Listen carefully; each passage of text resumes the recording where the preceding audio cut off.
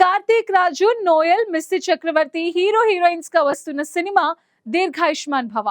ఎం పూర్ణానంద్ దర్శకత్వంలో త్రిపుర క్రియేషన్స్ పతాకంపై నిర్మాత బంకాయలపాటి మురళీకృష్ణ ఈ సినిమాని నిర్మించారు.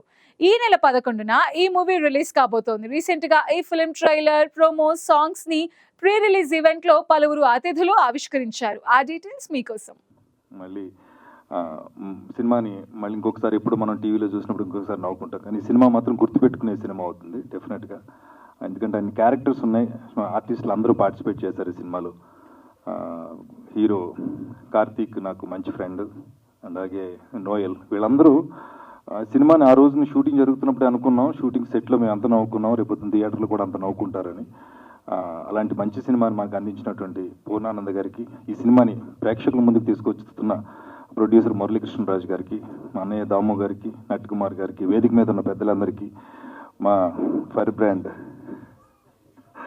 ఆర్పీకి, అందరికీ కూడా శుభాభినందనలు తెలియజేస్తూ I wish you all the best. దీర్ఘాయుష్మాన్ భవ. Thank you. ఎక్కడైనా సరే అందరూ కలిసి ప్రశాంతంగా కూర్చోగలిగి చూసే సినిమాల్లో నా సినిమా కూడా ఒకటి ఉంటుందని ఖచ్చితంగా నేను చెప్పగలను. ఈ సినిమాకి ప్రొడ్యూస్ చేసిన వంకాయలపాటి మురళీకృష్ణ గారికి ధన్యవాదాలు తెలియజేసుకుంటున్నాను. అలాగే ఈ సినిమా రిలీజ్కి సపోర్ట్ చేస్తున్న నట్ కుమార్ గారికి ధన్యవాదాలు తెలియజేసుకుంటున్నాను. రాంబాబు గారికి, పూర్ణానంద గారికి, మురళీకృష్ణ గారికి, దామోదర్ గారికి, అదేవిధంగా ఓం గారికి, అదేవిధంగా నట్ కుమార్ గారికి, ప్రెస్ వాళ్ళకి అందరూ కూడా కృతజ్ఞతలు. ఇలాంటి ఒక సినిమా కోసం అందరూ కూడా పోగైనాం. దీంట్లో ఈ సినిమాలో చాలా పాజిటివ్గా ఉండేటువంటి టైటిల్ ఉంది, దీర్ఘాయుష్మాన్ భవ అని. ఇది ఎక్కడ పడితే అక్కడ వాడరు, మంచి ఆశీస్సులు కలిగినటువంటి మంచి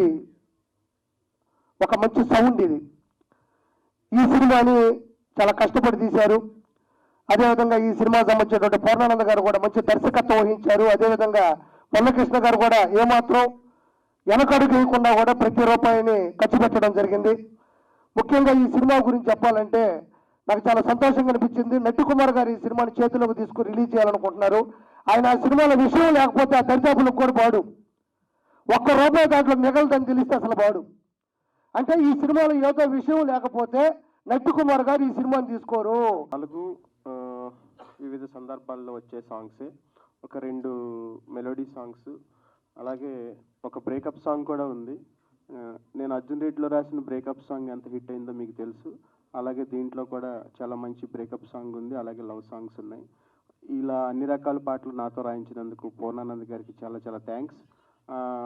వినోద్ యాజమాన్య గారు దీనికి మ్యూజిక్ అందించారు, చాలా మంచి ట్యూన్స్ ఇచ్చారు, చాలా మంచి మ్యూజిక్ డైరెక్టరు.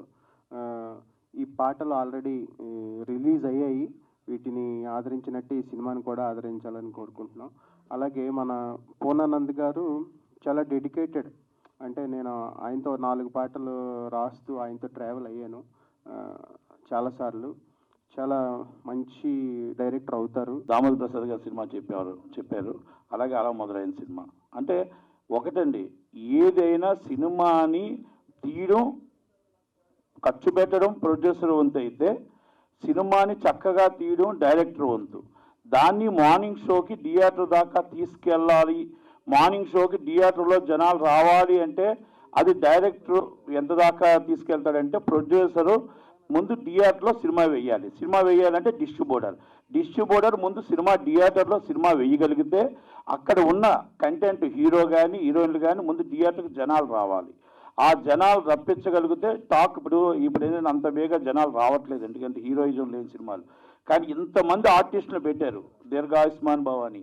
ఆ సినిమాకి దాదాపు 100 నుంచి 150 థియేటర్లు రిలీజ్ చేస్తున్నాం. సో దీంట్లో కపుల్ లవ్ స్టోరీ లాగా కనిపించింది నాకు. ఆ లవ్ స్టోరీలో కపుల్ బాగున్నారు. At the same time all character artist అందరూ కూడా ఎవరెవరు చేశారు, సురేష్ అవ్వచ్చు, ఇక్కడ ఆర్పి ఇద్దరే వచ్చారు, బట్ మిగతా అందరూ కూడా ఆల్ నోన్ ఆర్టిస్ట్. సో మిగతా ఆర్టిస్ట్ యూఎస్లో ఉన్నారంట, but whatever known artist అందరూ ఉన్నారు. సో బేసిక్గా విజువల్ డెఫినెట్గా బాగుంటుంది. So they are successful there also. Next step ఇవన్నీ చేసిన తర్వాత ఈ సినిమాను ముందుకు ఎటు తీసుకెళ్ళాలి. మురళీకృష్ణ గారు కూడా ఇది వెరీ గుడ్ ఫ్రెండ్, అండ్ ఆయన ఫస్ట్ సినిమా, ఆయన వేరే వ్యాపారాలు చాలా ఉన్నాయి. సినిమా ఇండస్ట్రీలో కూడా చాలా మందికి చేయూతగా ఉంటూ ఫైనాన్స్ కూడా చేసేవారు ఆయన, బట్ ఆయన